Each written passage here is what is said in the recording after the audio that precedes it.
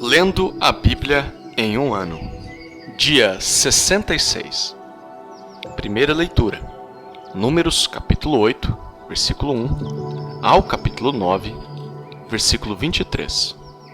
O Senhor disse a Moisés: Fale a Arão e diga-lhe: quando você colocar as lâmpadas, seja de tal maneira que as 7 venham a iluminar o espaço diante do candelabro. E Arão fez assim.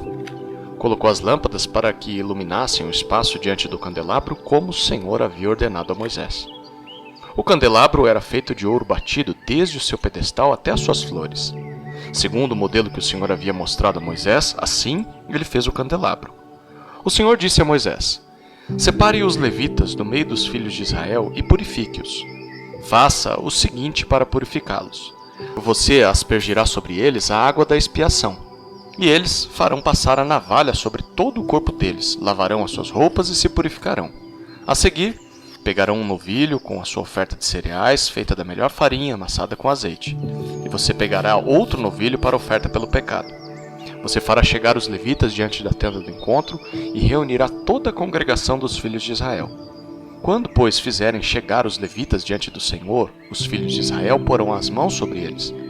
Arão apresentará os levitas como oferta movida diante do Senhor, da parte dos filhos de Israel, e serão para o serviço do Senhor.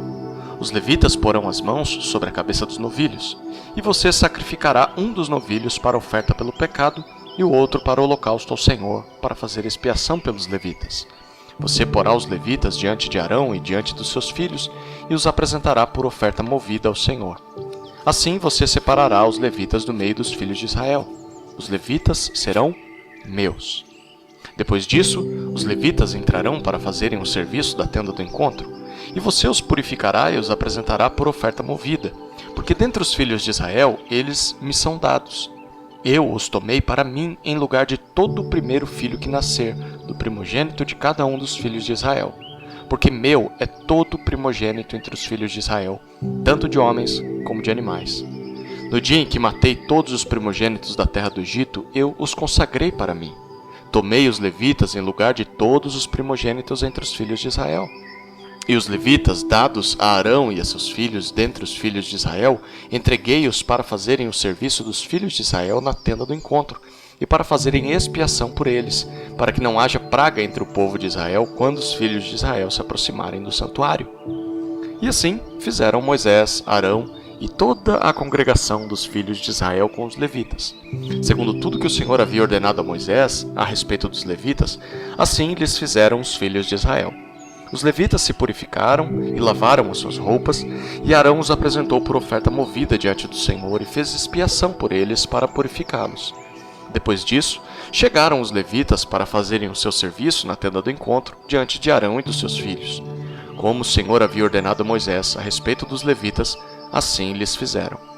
O Senhor disse ainda a Moisés: Isto é o que diz respeito aos levitas. Da idade de 25 anos para cima entrarão para fazerem o seu serviço na tenda do encontro. Mas a partir da idade de 50 anos deixarão de estar a serviço e não mais servirão. Porém, ajudarão os seus irmãos na tenda do encontro no que diz respeito ao cargo deles. Não terão mais serviço. Assim você fará com os levitas quanto aos seus deveres. O Senhor falou a Moisés no deserto do Sinai, no primeiro mês do 2º ano depois da saída do povo de Israel da terra do Egito, dizendo: Que os filhos de Israel celebrem a Páscoa no tempo determinado. No dia 14 deste mês, ao crepúsculo da tarde, vocês celebrarão a Páscoa no tempo determinado. Devem celebrá-la segundo todos os seus estatutos e segundo todos os seus ritos. Portanto, Moisés disse aos filhos de Israel que celebrassem a Páscoa. Então celebraram a Páscoa no dia 14 do primeiro mês, ao crepúsculo da tarde, no deserto do Sinai. Segundo tudo que o Senhor havia ordenado a Moisés, assim fizeram os filhos de Israel. Houve alguns que estavam impuros, por terem tocado o cadáver de uma pessoa, de maneira que não puderam celebrar a Páscoa naquele dia. Por isso chegaram diante de Moisés e de Arão naquele mesmo dia e lhes disseram: Estamos impuros, por termos tocado o cadáver de uma pessoa. Por que havemos de ser privados de apresentar a oferta do Senhor no tempo determinado no meio dos filhos de Israel? Moisés lhes respondeu: Esperem, e ouvirei o que o Senhor ordenará a vocês.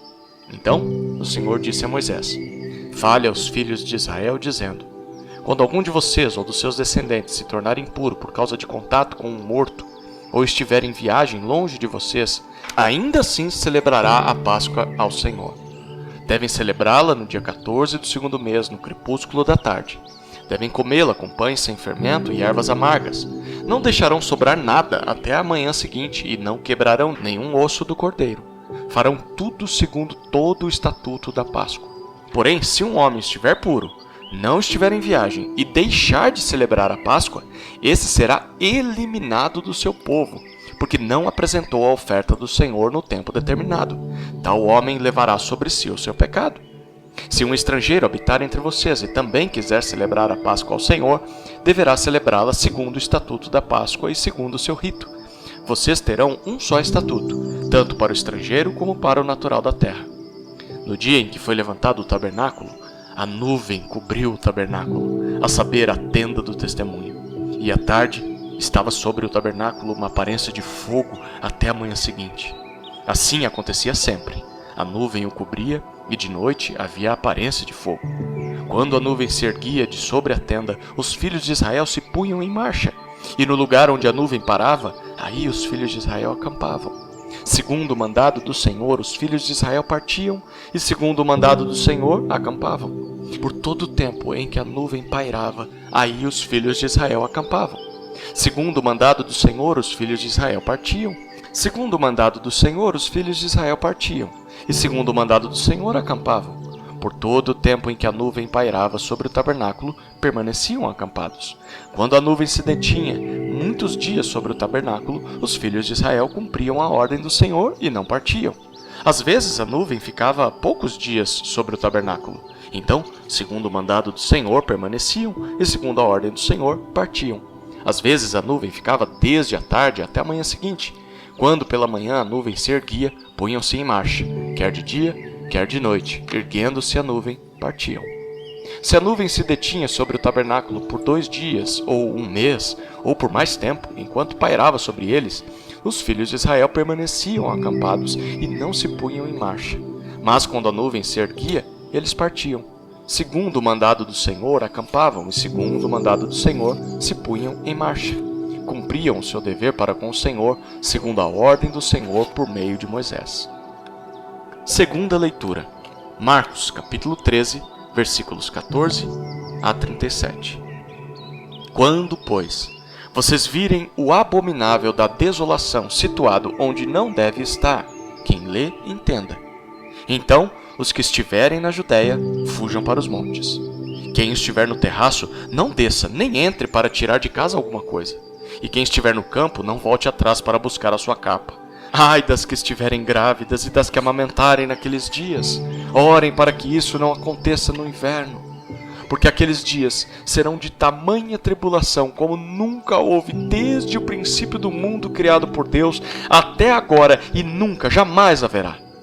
Se o Senhor não tivesse abreviado aqueles dias, ninguém seria salvo. Mas, por causa dos eleitos que Ele escolheu, Deus abreviou tais dias. Então, se alguém disser a vocês, olhem, aqui está o Cristo, ou olhem, ali está Ele, não acreditem. Porque surgirão falsos cristos e falsos profetas, operando sinais e prodígios, para enganar, se possível, os próprios eleitos. Estejam de sobreaviso, tudo isso tenho predito a vocês. Mas, naqueles dias, após a referida tribulação, o sol escurecerá. A lua não dará a sua claridade, as estrelas cairão do firmamento e os poderes do céu serão abalados. Então verão o Filho do Homem vindo nas nuvens com grande poder e glória. E então ele enviará os anjos e reunirá os seus escolhidos dos 4 ventos, da extremidade da terra até a extremidade do céu. Aprendam, pois, a parábola da figueira. Quando já os seus ramos se renovam e as folhas brotam, vocês sabem que o verão está próximo. Assim também vocês, quando virem acontecer essas coisas, saibam que está próximo, às portas. Em verdade lhes digo que não passará esta geração sem que tudo isto aconteça. Passará o céu e a terra, porém as minhas palavras não passarão. Mas a respeito daquele dia ou da hora, ninguém sabe, nem os anjos no céu, nem o Filho, senão o Pai. Estejam de sobreaviso e vigiem, porque vocês não sabem quando será o tempo. É como um homem que, ausentando-se do país, deixa sua casa, dá autoridade aos seus servos, a cada um a sua obrigação, e ao porteiro ordena que vigie. Portanto, vigiem, porque vocês não sabem quando virá o dono da casa, se à tarde, se à meia-noite, se ao cantar do galo, se pela manhã, para que, vindo ele inesperadamente, não encontre vocês dormindo. O que, porém, digo a vocês, digo a todos: vigiem. Terceira leitura. Salmos, capítulo 50, versículos 1 a 23. Salmo de Asaf. Fala o poderoso, o Senhor Deus, e chama a terra desde o oriente até o ocidente. Desde Sião, excelência de formosura, resplandece Deus. O nosso Deus vem e não guarda silêncio. À frente dele vem um fogo devorador, e ao seu redor ruge grande tormenta. Ele intima os céus lá em cima e a terra para julgar o seu povo. Ele diz: congreguem os meus santos, os que comigo fizeram aliança por meio de sacrifícios. Os céus anunciam a sua justiça, porque é o próprio Deus que julga. Escute, meu povo, e eu falarei. Ó Israel, e eu testemunharei contra você. Eu sou Deus, o seu Deus. Não o repreendo pelos seus sacrifícios, nem pelos holocaustos que você continuamente me oferece. Não aceitarei novilhos da sua casa, nem bodes dos seus apriscos, pois são meus todos os animais do bosque, e o gado aos milhares sobre as montanhas. Conheço todas as aves dos montes, e são meus todos os animais que vivem no campo. Se eu tivesse fome, não teria necessidade de dizê-lo a você, pois meu é o mundo e a sua plenitude. Acaso como eu carne de touros? Ou bebo sangue de cabritos? Ofereça a Deus sacrifício de ações de graças e cumpra os seus votos para com o Altíssimo. Invoque-me no dia da angústia e eu o livrarei, e você me glorificará. Mas ao ímpio, Deus diz: de que lhe serve repetir os meus preceitos e ter nos lábios a minha aliança, se você odeia a disciplina e rejeita as minhas palavras? Se vê um ladrão, você se torna amigo dele, e aos adúlteros você se associa. Abre a sua boca para o mal, e a sua língua trama enganos. Senta-se para falar contra o seu irmão e difama o filho de sua mãe. Você tem feito essas coisas e eu me calei. Você pensava que eu era igual a você, mas agora eu o repreenderei e porei tudo à sua vista. Considerem, pois, nisto, vocês que se esquecem de Deus, para que eu não os despedace sem haver quem os livre. Aquele que me oferece sacrifício de ações de graças, esse me glorificará. E ao que prepara o seu caminho, farei com que veja a salvação de Deus. Quarta leitura. Provérbios, capítulo 10, versículos 29 e 30. O caminho do Senhor é fortaleza para os íntegros, mas ruína para os que praticam a iniquidade. O justo nunca será abalado, mas os ímpios não habitarão na terra.